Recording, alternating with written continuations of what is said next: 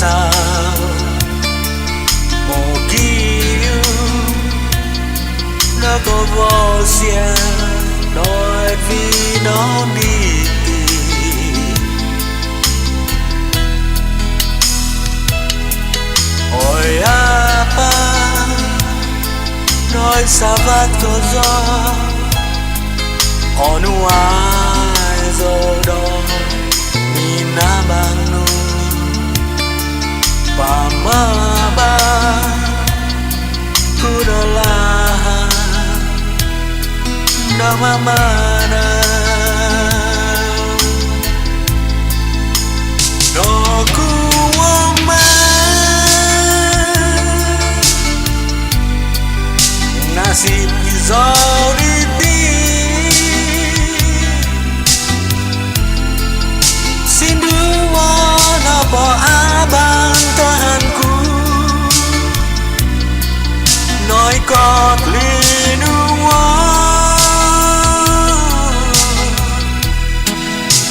ôi apa đôi sahabat có gió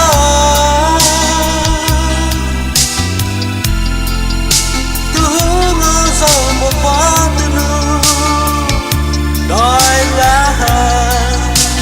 đi ta tu hi nói câu gì cả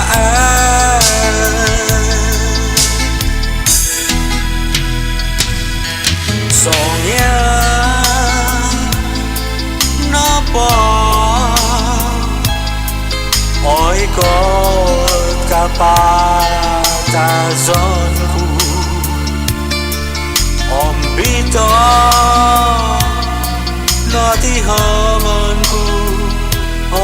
vì ta giàu mùi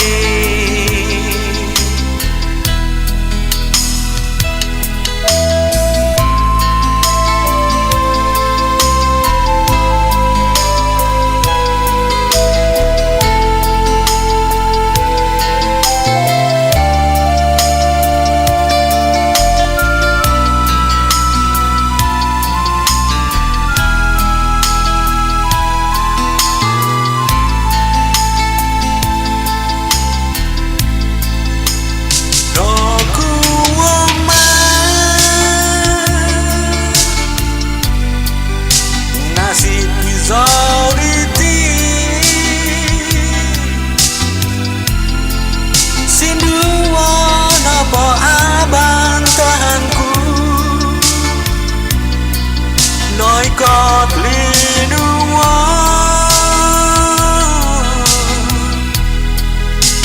ôi apa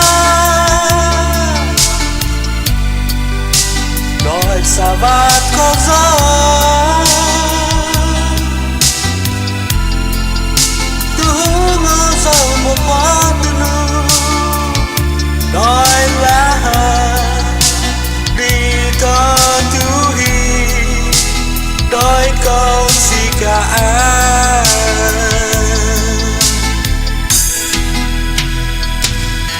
soalnya nó bỏ ôi có cả ta giòn khu om bito nó thì hơn ku vì ta giàu mùi